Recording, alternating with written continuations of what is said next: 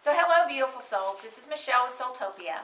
In our last video, we learned and talked about ways to learn about stones and crystals without becoming overwhelmed. One of the ways that we talked about was learning about stones through the chakras. And those are, as I said in the last video, those are the points in our body that go all the way from the earth all the way up into the heavens. And typically there are 7 chakras. There are more than that, but there's 7 that we'll start with. And we talked in the last video about the fact that they're also color coordinated, and they go from the earth and down. And in the earth we would use a black color all the way up into the star, and up there it would be a clear crystal. And all the 7 points in between is going to be Roy G. Biv. Just like in the rainbow, those colors, starting with the base chakra, or the base chakra. Well, first let me talk to you just a little bit about the earth chakra. That's about 12 to 14 inches below the end of your feet. So for that, you could start with a stone such as black tourmaline. And this is black tourmaline. 2 pieces of black tourmaline. And this is a very grounding stone. It's also a very protective stone. So you could begin to learn about the black tourmaline as one of the stones in your chakra journey of learning about stones and keeping it easy and not getting overwhelmed. Now I want to make a point here. There are a lot of stones that you're going to read, if you get into that will work for the earth chakra or for these different chakras. I'm just going to name 1 or maybe 2 so as to not overwhelm you, because that's our point, is to start somewhere, a good starting point. I will name one other one that is good for either the earth chakra or for the base chakra, and that's hematite. And the reason hematite's good for both is it's very grounding, but underneath hematite, if you were to scratch this on a porcelain tile, you would find that it's red. And if you ground it into powder, it would be red like clay. So that's why, as we begin to talk about the root or the base chakra, hematite is also a good stone for the base chakra. So let's talk about that.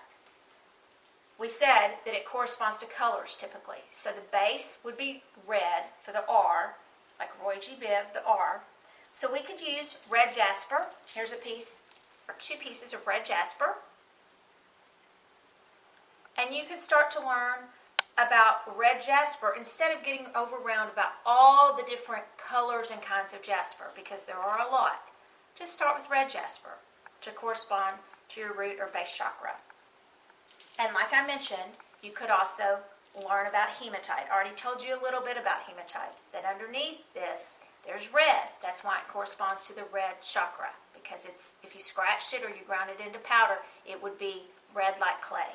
And that's hematite. The next chakra is your sacral chakra. And that's orange. It's the area of passion and creativity. And a good stone for that is carnelian. And carnelian is a very common stone. It's a very feel-good stone. And it's a very good stone to work with for lots of different things in your life. And if you can see this, that's a piece of carnelian.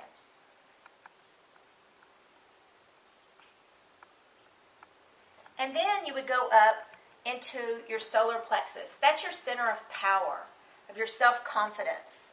And a good color for that, or a good stone for that, because it's yellow, you would get a lot of times, what my go-to stone would be citrine. It's a very good, feel-good stone, citrine. It's got yellow. Sometimes it can go a little orange.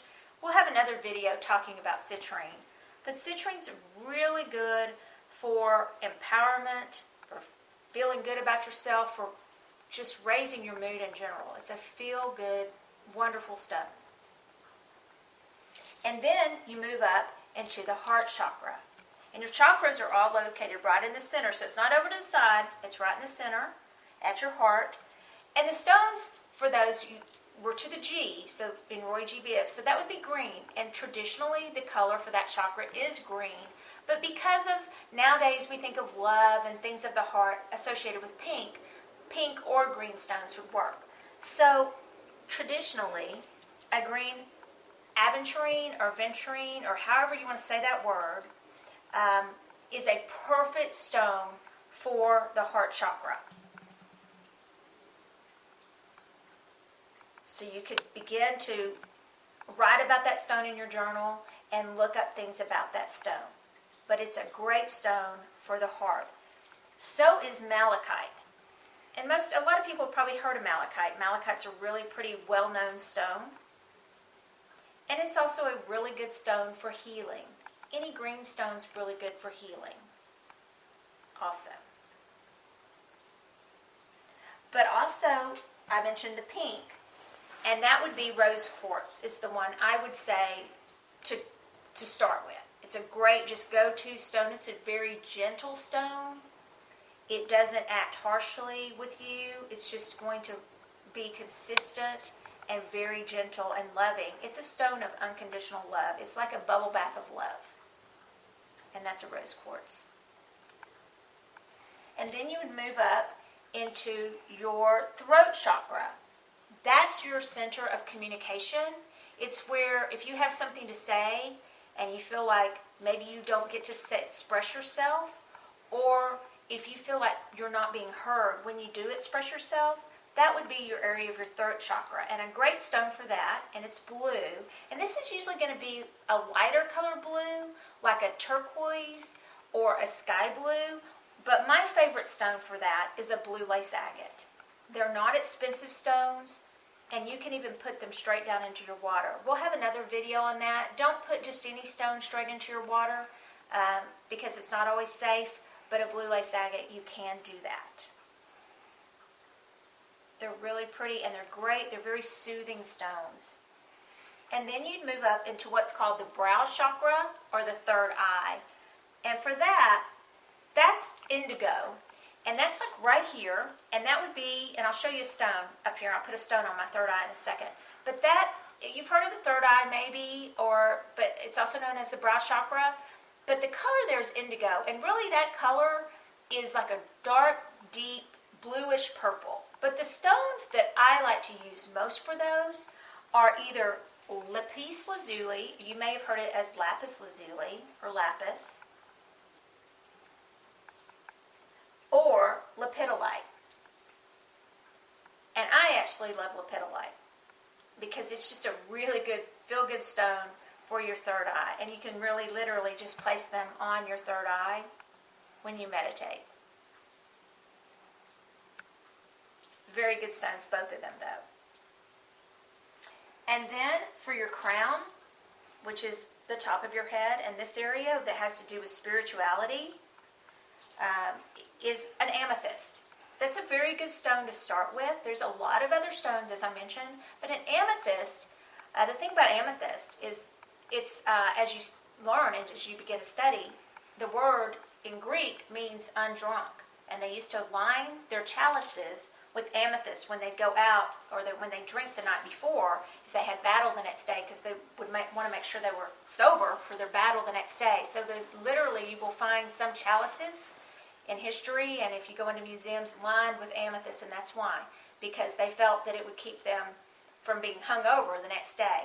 But it's also really good, so it's good and considered to be good for those who struggle with addiction, but also very good for helping you sleep and helping you not have nightmares. And you could place a piece of amethyst underneath your pillow. But it's also good for things spiritual and the crown chakra. So amethyst is a really pretty stone. It comes in all kinds of different forms, and it's really, really, really pretty. And a lot of people really connect with this stone. And then, I mentioned the star chakra. And there's a lot more up above, but let's just talk about in general. Up above, you would want what would be called a higher vibration stone.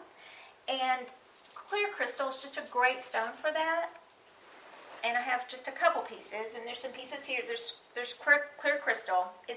Clear crystal is one of the most, quartz is one of the most abundant minerals on earth. There are a whole lot of these and a bunch of different kinds, and that's another day, another video that we can talk about all of that.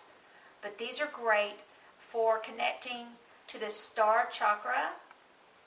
And when I talk about, just briefly, I'll tell you, when I talk about vibrations, colors have vibrations too. So when you think about red, which is your root chakra, that would be your lowest vibration. That color, that wave light of color does not vibrate as highly as the colors up into like the violet. And so that's just an idea of how to learn, just a starter. There's a lot more we can learn about the chakras and those stones. But again, the reason we're talking about this is we don't want to get overwhelmed. We want a place to start. And so those are some stones that I would start with. I'd start with black tourmaline and with red jasper and hematite for your root. And then the orange, I do cornelian. And the yellow, citrine. The heart, you could do green aventurine and or rose quartz. And for your throat, the blue lace agate.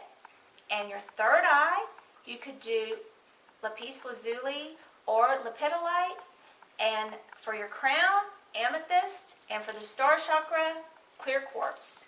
And that's a great place to start to learn about crystals. Thanks. Have a great day.